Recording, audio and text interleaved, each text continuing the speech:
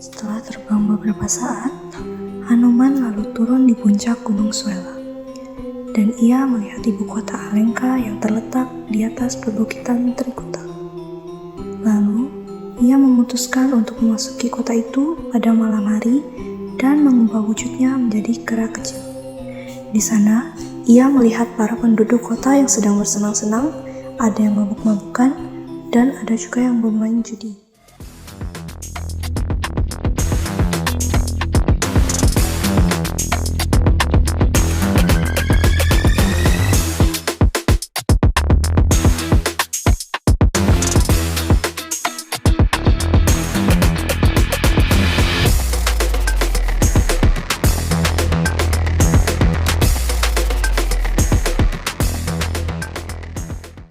Keesokan harinya, ia sampai pada sebuah tempat yang indah.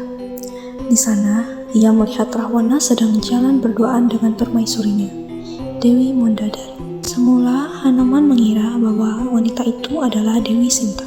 Tetapi, setelah ia pikir-pikir, ia menyadari bahwa dirinya salah duga, dan ia pun melanjutkan perjalanannya untuk mencari Dewi Sinta.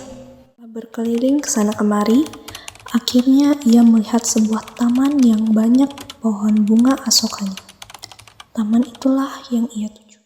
Setibanya di batas taman, ia lalu memanjat pohon sumsupa yang berdaun rindang. Waktu terus berlalu dan Hanuman mendengar suara tangisan yang tidak jauh dari taman tersebut.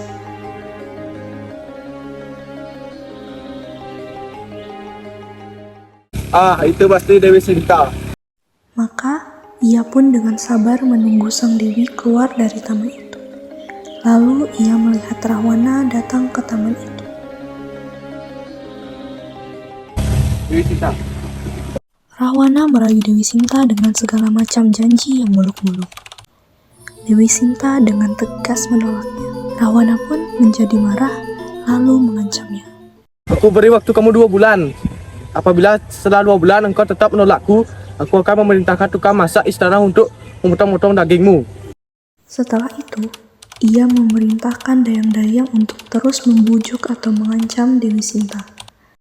Setelah Rahwana pergi meninggalkan taman, para dayang-dayang pun berusaha membujuk, mengancam, dan menakuti Dewi Sinta.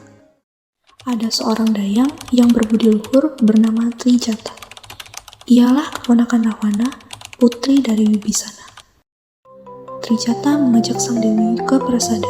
Dalam perjalanan, Trijata dan Sinta lewat di bawah pohon sumsupa. Hanuman berpikir bahwa inilah waktunya untuk menghadap. Maka ia kembali ke dalam wujud semula, lalu meloncat turun tepat ke hadapan Dewi Sinta. Hamba adalah utusan Paduka Rama untuk mengetahui keadaan Tuan Putri. Dewi Sinta berpikir, lalu ia pun bertanya. Apa buktinya kamu utusan dari Kakanda Rama? Hanuman memperlihatkan kalung sang Rama. Dan Hanuman menceritakan secara singkat pertemuannya dengan sang Rama, terutama berkenaan dengan kalung tersebut. Ini merupakan bukti kalung sang Paduka Rama.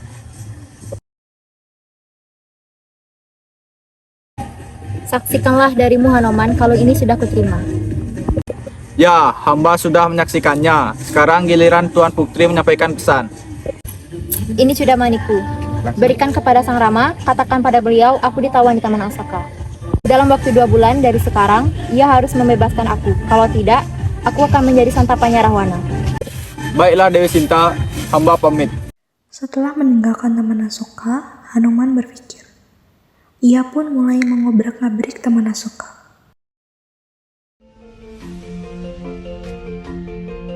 Seperti yang dia duga, raksasa penjaga taman mulai berdatangan. Dan terjadilah pertempuran di Taman Asoka. Pasukan penjaga taman tersebut dengan mudah dikalahkan oleh Hanuman. Salah satu dari mereka melarikan diri dan melapor kepada Rahwana. Tuanku, Hanuman datang dengan mengobrak-abrik Taman Asoka dan salah satu penjaga Taman Asoka telah dikalahkan oleh Hanuman.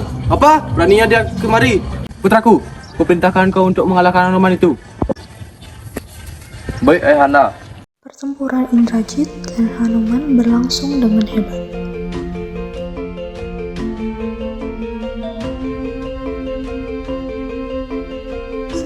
panah-panah tersebut dihindari oleh Hanuman, Indrajit mengeluarkan panah Nagapasa, dan Hanuman pun membiarkan dirinya dililit oleh Nagapasa agar dapat bertemu langsung dengan Rama.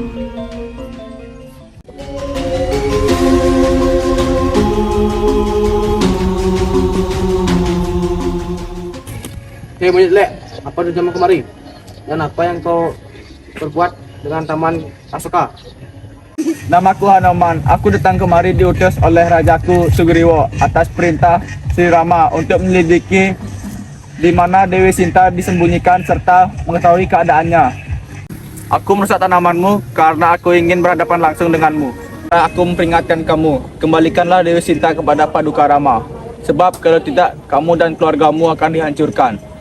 Mendengar kata-kata itu, Rahwana menjadi marah dan ia menyuruh Wibisana untuk membunuh Hanuman. Adikku, aku perintahkan kau untuk membunuh kera itu. Kakak, bukannya kita tidak diperbolehkan untuk membunuh utusan. Wibisana, kau benar. Tidak benar membunuh utusan. Aku akan memberikan komandan kepadanya, yaitu membekal ekornya. Ia pun menyuruh prajurit untuk membungkus Hanuman lalu membakarnya.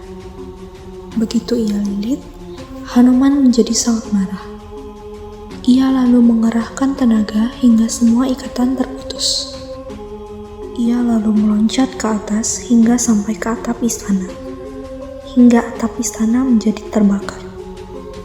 Dari atap istana, ia meloncat ke bangunan-bangunan lainnya, sehingga terjadi kebakaran hebat di kota Alengka.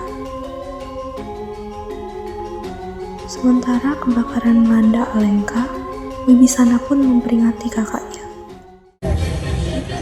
Kakak, kurasa bahwa ini merupakan awal permulaan akan kehancuran Alengka. Agar Alengka tidak mengalami kehancuran, Dewi Sinta hendaknya dikembalikan. Apa maksudmu Wibisana? Lalu Rahwana menyuruh prajurit untuk membuang jasad Wibisana ke sungai dekat Gunung Swela. Hei prajurit! Kuperintahkan kau untuk membuang jasad ini ke sungai di dekat Gunung Swela. Baik, Tuan.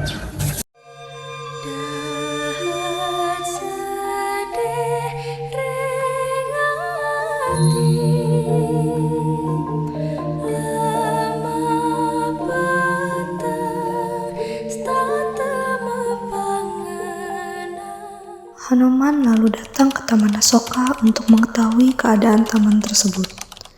Kedatangannya disambut oleh Trijata dengan isak tangis yang pilu. Adik Trijata, apa yang sudah terjadi dengan Sang Dewi? Beliau baik-baik saja, Kanda. Aku sedih karena ayahku di sana dibunuh oleh Rahwana. Karena ayahku menyuruh untuk mengembalikan Dewi Sinta kepada Paduka Rama. Jenazahnya dibuang ke sungai dekat Gunung Swela.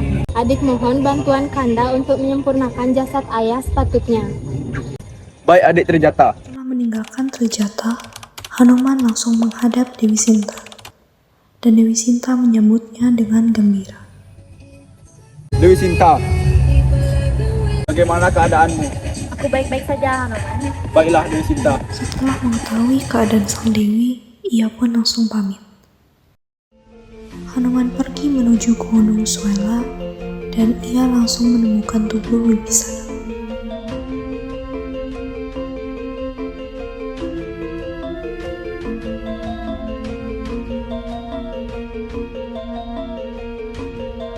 Setelah tubuh itu diambil, Hanuman merasakan bahwa tubuh itu masih hangat. Maka ia mengira Wibisana belum meninggal.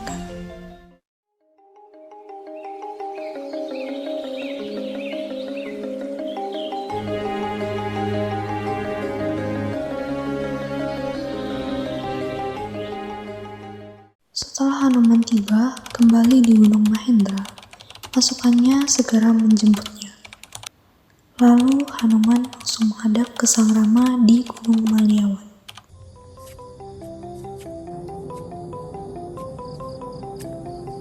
Sang Rama melihat panah yang masih tertancap pada dada Hanuman. Lalu Hanuman pun menceritakan seluruh pengalamannya, dan Hanuman menjelaskan tentang tubuh yang ada di panggulnya. Kau kemari. Baik Tuan.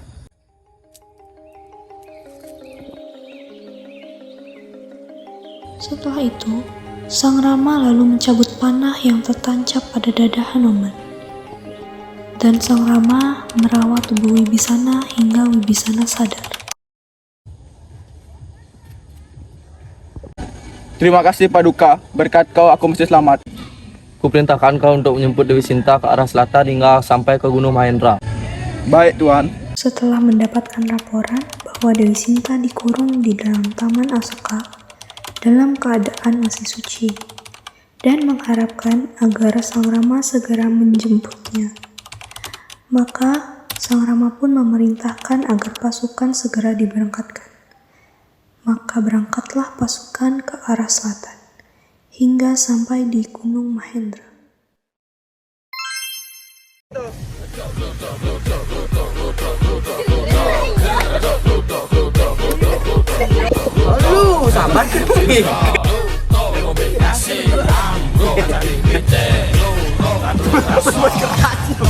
Sirah muter-muter bolone liar-liar nyetar motorku tuku es teh gone.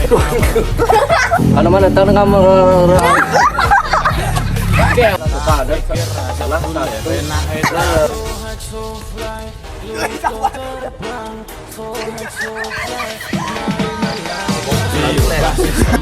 Malih jadi prasmanan sithik moko sithik lengong lan ning kowe iki ana sing saiki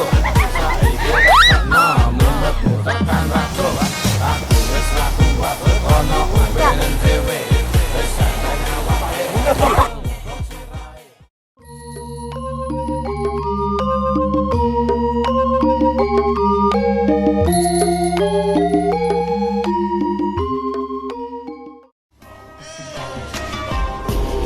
Ombong mengerang rantau kuda Indonesia tuyul gundul kesana kesini nyampe kendul genderuwo tela-telo tampak lo yo selangkau jalannya miring-miring itu yang belum selesai menabung nong Cina Pak Moyo terguling ke pengawan Solo tengah irama alunan nong Cina.